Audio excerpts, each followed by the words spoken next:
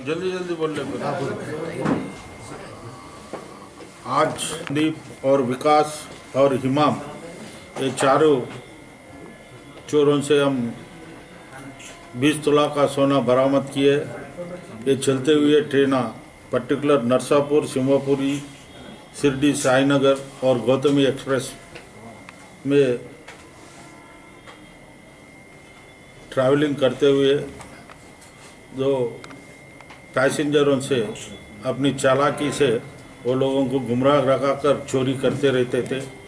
ये हमारे का special team Pramod Kumar SI और आदि रेड्डी इंस्पेक्टर और डीएसपी राजेंद्र प्रसाद, ये पूरे टीम मिलाकर ये चोरी को रोकने के लिए हम एक प्लान के